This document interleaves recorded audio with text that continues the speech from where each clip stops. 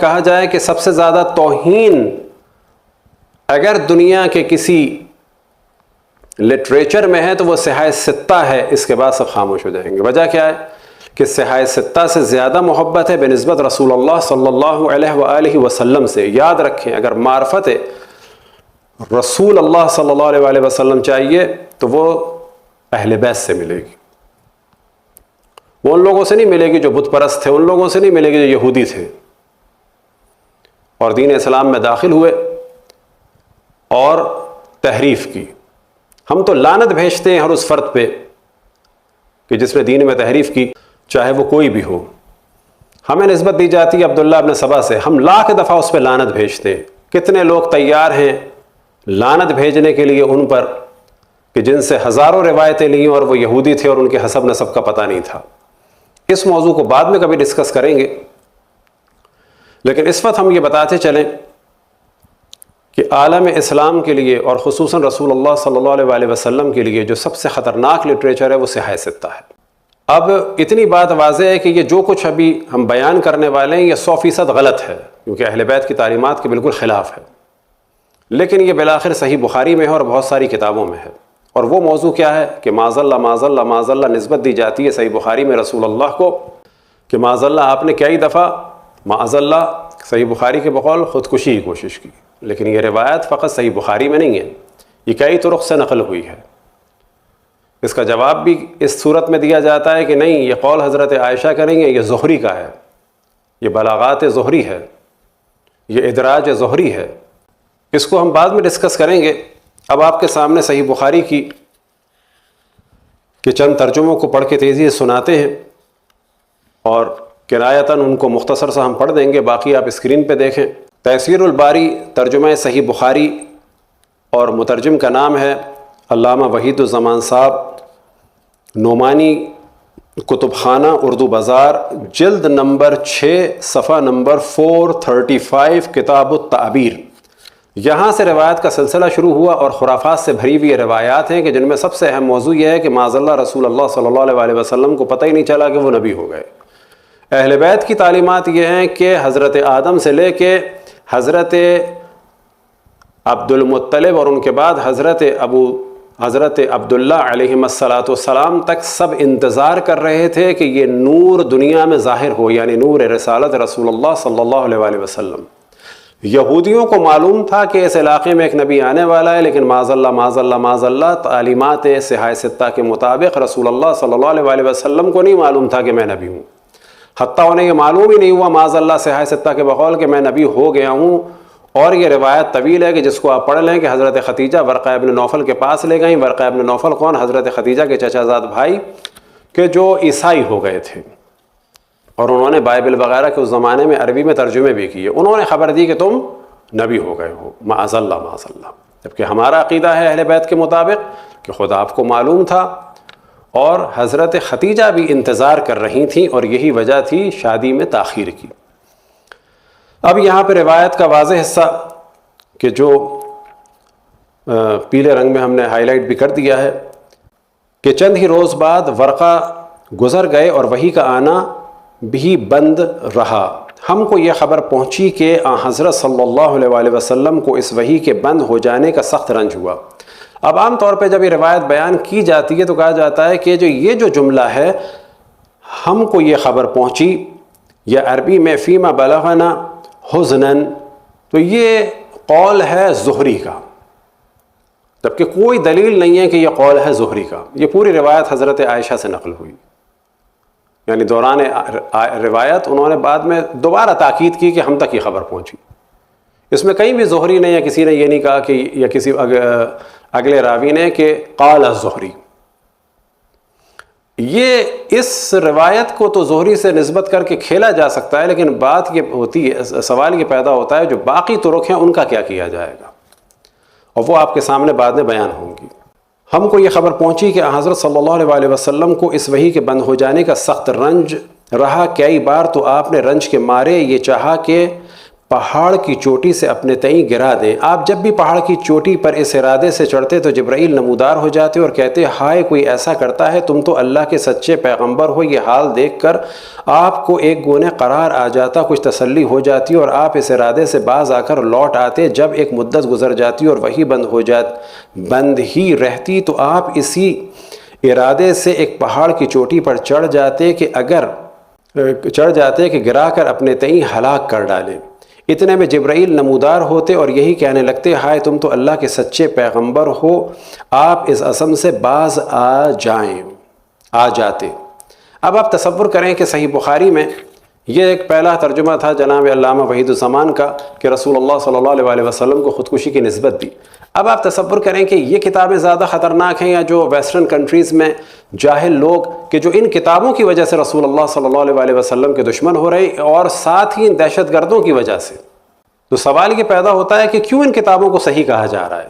اب دوسرا ترجمہ ہے علامہ شاہجہاں پوری کا جلد نمبر 3، بخاری شریف کا ترجمہ شاہجہاں پوری صاحب کا جلد نمبر 3 کتاب التعبیر، اور اس میں فرماتے ہیں 2 سندیں ہیں۔ عروہ بن زبیر رضی اللہ تعالیٰ عنہ کا بیان ہے کہ حضرت عائشہ صدیقہ تعالیٰ عنہ فرماتی ہیں کہ رسول اللہ صلی اللہ علیہ وسلم، اور یہ پورا واقعہ ہے، اور اس کے بعد آنے کے بعد صفحہ نمبر 735 پر پھر وہی کہ چند روز بعد ورقہ کا انتقال ہو گیا۔ باقی آپ پڑھ سکتے ہیں کہ دوبارہ پڑھنے کا اس کا دل بھی نہیں چاہتا کہ پہاڑ کی چوٹی پر چڑھے کہ وہاں سے خود کو گرا دیں معاذ اللہ، اور پھر وہی بات کہ یہ انہوں نے کوشش معاذ اللہ کئی دفعہ کی۔ تیسرا ترجمہ، اور پھر ہم بتائیں کہ یہ بالکل غلط ہے، لیکن اس قسم کی غلط اور بیہودہ چیزیں کہ جو رسول اللہ صلی اللہ علیہ وسلم کی توہین کا سبب ہے، اس سے سیاہ ستہ بھری پڑی ہے۔ اب پھر ہم توجہ دلائیں کہ اصحاب اور امہات المومنین کے موضوع کو بعد میں ڈسکس کریں گے، فی الحال کوشش کی جائے کہ رسول اللہ صلی اللہ علیہ وسلم کا دفاع کریں، آپ ان چیزوں کو ہٹائیں کہ جو توہین رسالت کا سبب ہیں۔ صحیح بخاری کہ جس کا ترجمہ مولانا محمد داؤد راز صاحب نے کیا ہے، اس کی جلد نمبر 6 اور صفحہ نمبر 283 سے روایت شروع ہو رہی ہے، اور 284 میں جا کر اس کو ہم نے ہائی لائٹ کیا ہوا ہے، تو وہاں پر پھر اس کو نقل کرتے ہیں، اور وہی کا سلسلہ کٹ گیا، اور حضرت صلی اللہ علیہ وسلم کو اس درجے کو اس کی وجہ سے اتنا غم تھا کہ آپ نے کئی مرتبہ پہاڑ کی چوٹی سے اپنے آپ کو گرا دینا چاہا، لیکن جب بھی آپ کسی پہاڑ کی چوٹی پہ چڑھے تاکہ اس پر سے اپنے آپ کو گرا دیں تو جبرائیل آپ کے سامنے آ گئے اور کہا اے محمد آپ یقیناً اللہ کے رسول ہیں، اور اس کے بعد روایت کا اگلا حصہ اس کو آپ لوگ پڑھیں اور دیکھیں۔ اب یہ انگلش کا ترجمہ ہے کہ جو ڈاکٹر محسن خان صاحب نے صحیح بخاری کا کیا ہے، اور یہ صحیح بخاری قرآن کے بعد اہم ترین اور صحیح ترین کتاب کے نام سے ویسٹرن ورلڈ کو اسلام کی توہین کے لیے ایک تحفہ دیا گیا ہے۔ اب آپ تصور کریں کہ یہ کتاب جب کفار کے ہاتھ میں جائے گی تو وہ رسول اللہ صلی اللہ علیہ وسلم کا کیا احترام کریں گے۔ اس میں سے بھی کچھ حصے ہم پڑھ کے سنا دیتے ہیں، باقی آپ سب کچھ اسکرین پہ دیکھ لیں۔ Sahih Bukhari Arabic English volume number 9، doctor Muhammad Mohsin Khan اس کے ٹرانسلیٹر ہیں، دارالسلام سے، ریاض سعودی عربیہ سے یہ چھپی۔ اب اس میں یہ جو اصل روایت شروع ہوئی ہے کتاب التعبیر سے، صفحہ نمبر 83 اور والیوم نمبر 9 ہم بتا چکے ہیں، پھر 84 سے یہ سلسلہ شروع ہوا اور پھر وہیں پر وہ گفتگو ہوئی۔ But after a few days Warqa died and the divine revelation was also paused for a while, and the prophet became so sad, as we have heard, that the intended several times to throw himself from the top of high mountains۔ اور پھر اس کے بعد اگلا حصہ ہے۔ اب آپ تصور کریں کہ جب آپ دشمنان اسلام کو خود رسول کی توہین کا مواد دے رہے ہیں اور اس کے بعد آپ کی بحث یہ ہے کہ یہ صحیح ترین کتاب ہے۔ اسی طرح تاریخ طبری جلد نمبر 2 نفیس اکیڈمی نے اس کو چھاپا ہے، اور جلد نمبر 2 میں اگر آپ دیکھیں حضور نبی کریم سے لے کر خلیفہ دوم حضرت عمر فاروق تک کے حالات اور واقعات، اور اس کی فہرست کو اگر آپ دیکھیں جلد نمبر صفحہ نمبر 3 پہ، تو وہاں پر آپ کو ملے گا خودکشی کا ارادہ۔ اب آپ تصور کریں کہ اس قسم کی کتابوں کے بعد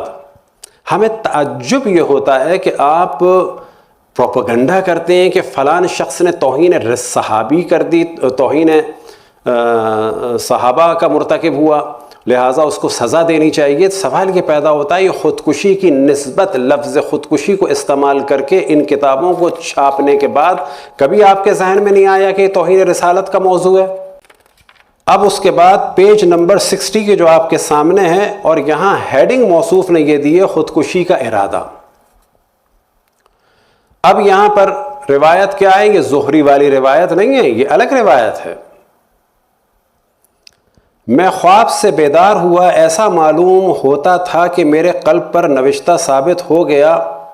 میں شاعر اور آسیب زدہ کو دنیا میں سب سے زیادہ برا سمجھتا تھا اور ان کو دیکھنے تک کا روادار نہ تھا۔ میں نے دل میں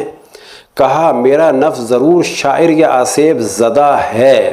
یعنی معاذ اللہ رسول اللہ صلی اللہ علیہ وسلم اپنے آپ کو آسیب زدہ یا شاعر سمجھنے لگے، جبکہ قرآن نفی کر رہا ہے۔ مگر میں ان باتوں کو ہرگز پسند نہیں کرتا تھا کہ قریش میرے متعلق اس کا چرچا کریں، یعنی آپ اپنے آپ کو معاذ اللہ یہ سمجھنے لگے، اس کا چرچا کریں۔ میں پہاڑ کی بلند چوٹی پہ چڑھ کر وہاں سے خودکشی کیے لیتا ہوں تاکہ ان رسوائیوں کے خیال سے اطمینان ہو۔ چنانچہ میں اس ارادے سے چلا، پہاڑ کے وسط تک پہنچا تھا کہ میں نے آسمان سے یہ آواز آتے سنی کہ کوئی کہہ رہا ہے کہ اے محمد تم اللہ کے رسول ہو اور میں جبرائیل ہوں۔ میں نے آسمان کی طرف سر اٹھایا، مجھے جبرائیل انسان کی شکل میں نظر آئے، ان کے دونوں قدم آسمان کے افق تک پھیلے ہوئے تھے اور وہ کہہ رہے تھے کہ اے محمد تم اللہ کے رسول ہو اور میں جبرائیل ہوں۔ میں ان کو دیکھنے کے لیے ٹھہر گیا، اس منظر نے مجھے میرے ارادے سے اپنی طرف ایسا مشغول کیا کہ میں بغیر آگے بڑھے یا پیچھے ہٹے اپنی جگہ ٹھہر گیا اور جبرائیل سے نظر ہٹا کر آسمان کے کناروں کو دیکھنے لگا، مگر جدھر میری نظر جاتی تھی وہی سامنے تھے۔ میں دیر تک بغیر آگے بڑھے اور پیچھے ہٹے اسی جگہ کھڑا رہا۔ اس کے بعد اور بھی چیزیں کہ جو بالکل رسول اللہ صلی اللہ علیہ وسلم کی توہین ہے، لیکن اس وقت ہم فقط یہ موضوع بیان کر رہے ہیں کہ یہ کتنی بیہودہ قسم کی ایک نسبت ہے کہ جو دی جا رہی ہے۔ اور یہ جو طرق ہے، پہلی جو تھی صحیح بخاری میں حضرت عائشہ سے تھی، اور جو دوسری ہے یہ عبید بن عمیر بن قطیعہ لیثی سے ہے۔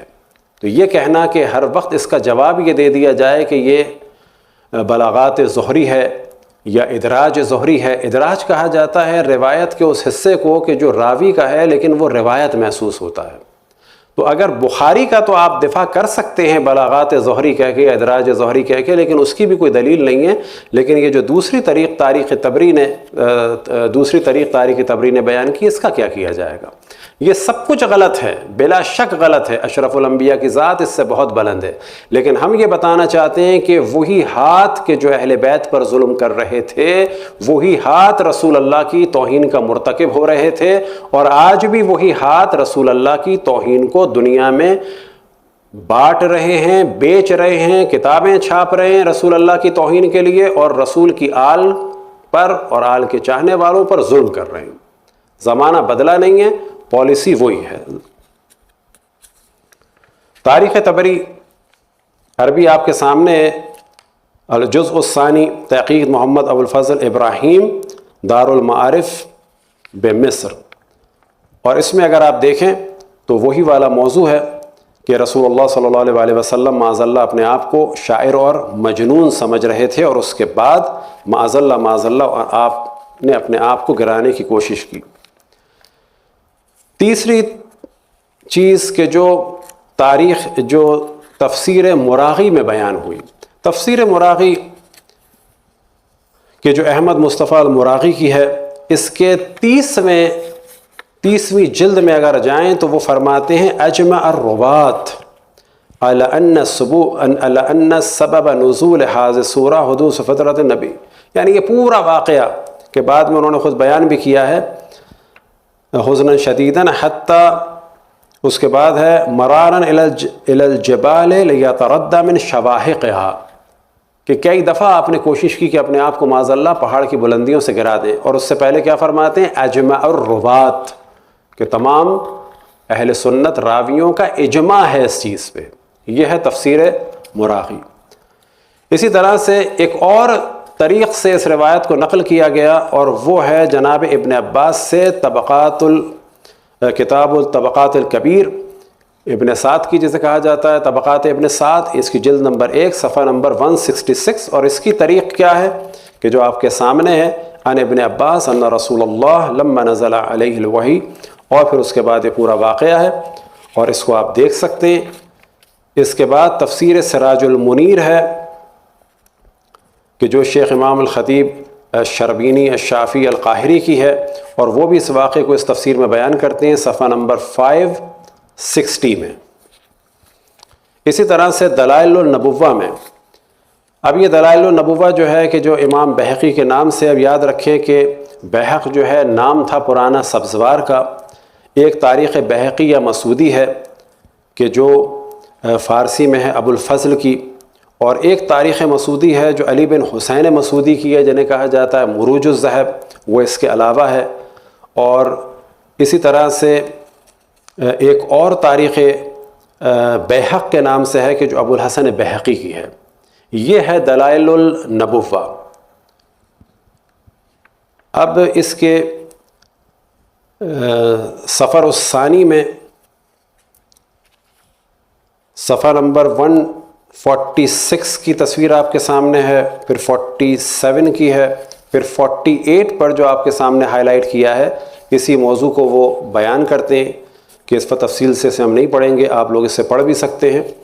اور سوچیں کہ رسول اللہ صلی اللہ علیہ وسلم کے خلاف کس طرح سے سازش ہو رہی ہے۔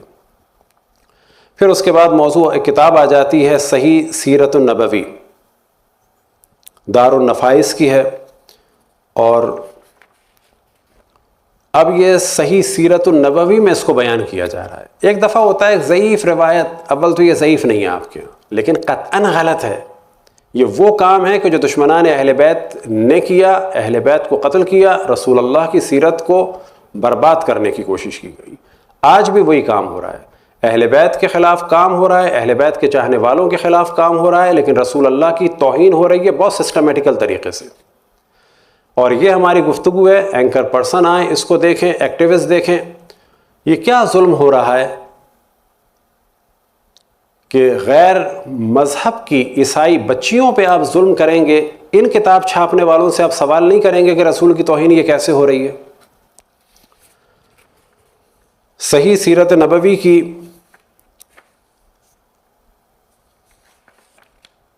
جو بحث اس میں ہے فطرت الوحی کے نام سے، اور اس میں بھی یہی والا موضوع ہے، اور اس کو انہوں نے نقل کیا ہے امام احمد سے، کیونکہ یہ والی روایت جو ہے مسند امام احمد میں بھی ہے، احمد ابن حنبل میں بھی ہے، اور الموسوعہ فی صحیح سیرت نبوی عہد المکی کہ جو ابو ابراہیم محمد بن الیاس الفادوز نے لکھا ہے، اور اس میں بھی اگر آ جائیں تو صفحہ نمبر 240 میں یہی والا موضوع ہے۔ اسی طرح سے اور بہت ساری کتابوں میں موضوع نقل ہوئے ہیں، مثال کے طور پر احمد ابن حنبل نے اسے نقل کیا ہے، اور عبد الرزاق صنعانی نے اس کو نقل کیا ہے، اسی طرح سے مسند ابن راہویہ نے نقل کیا ہے، صحیح ابن حبان نے انہیں نقل کیا ہے، اور تقریباً درجنوں کتابوں نے نقل کیا ہے کہ اس کا ٹائم نہیں ہے۔ تو گزارش یہ ہے کہ رسول اللہ صلی اللہ علیہ وسلم کی عزت اور آبرو کا خیال کریں، اور یہ چیزیں دشمنان اسلام تک جو آپ لوگوں نے پہنچائی ہیں ان کا سلسلہ بند کیا جائے، اور یہ جو بازار گرم کر دیا ہے ان پہ سے توجہ ہٹانے کے لیے توہین صحابہ اور توہین ناموس صحابہ اور ناموس امہات المومنین کا، اس کو بعد میں ڈسکس کیا جائے گا، اور ہم بتا چکے کہ ہم کسی کی توہین نہیں کرتے، ہم صرف وہ بتاتے ہیں کہ جو تمام تاریخی کتابوں میں نقل ہوا ہے شیعہ سنی میں، اس کو ہم بیان کرتے ہیں۔ خداوند تبارک و تعالیٰ سے دعا ہے کہ تمام مسلمانوں کو اتحاد اور وحدت اور محبت کے ساتھ رہنے کی توفیق عطا فرمائے۔ ہم سب کو مسلمان سمجھتے ہیں، لیکن ان چیزوں کو بیان کرنے کا ہدف یہ ہے کہ اب جب ہر جگہ قتل کا بازار گرم کیا جا رہا ہے تو اب ضروری ہو چکا ہے کہ یہ بتایا جائے کہ پہلے ان موضوعات کو دیکھ لیجئے۔ اب اگر کوئی کہتا ہے کہ نہیں یہ موضوع تحقیقاتی موضوعات ہیں، اس میں ڈسکس کیا جائے گا، اس میں روایت کو دیکھا جائے گا، روایت صحیح ہے یا ضعیف ہے، تو بہت اچھا ہے۔ ہم بھی یہی چاہتے ہیں کہ جتنی توجیحات اور تعویلات آپ اپنے بارے میں کرنا چاہتے ہیں اور جتنا براڈ مائنڈڈ اپنے بارے میں ہونا چاہتے ہیں، تو کوشش کریں کہ جب ہمارے بارے میں پروپیگنڈا کریں تو آپ پہلے یہ بتائیں کہ یہ کس کتاب سے ہے، اور جس طرح سے خود توجیحات بیان کرنا چاہتے ہیں تو ہم سے بھی پوچھیں کہ یہ روایت صحیح ہے یا نہیں ہے، اور اگر ہم کہیں کہ یہ روایت صحیح نہیں ہے تو بالکل جس طرح اپنے لیے آپ چاہتے ہیں کہ آرام سے ڈسکشن ہو اور ختم ہو جائے، تو بالکل اسی طرح سے ایک ڈائلاگ کا سلسلہ شروع کریں احترام اور محبت کے ساتھ۔ بلا شک سب مسلمان ہیں، سب رسول کا احترام کرتے ہیں، ہم سے زیادہ البتہ رسول کا احترام کوئی نہیں کر سکتا۔ اور بعض موضوعات کو انشاءاللہ تدریجاً بیان کیا جائے گا۔ وصلی اللہ علی محمد وآلہ الطاہرین۔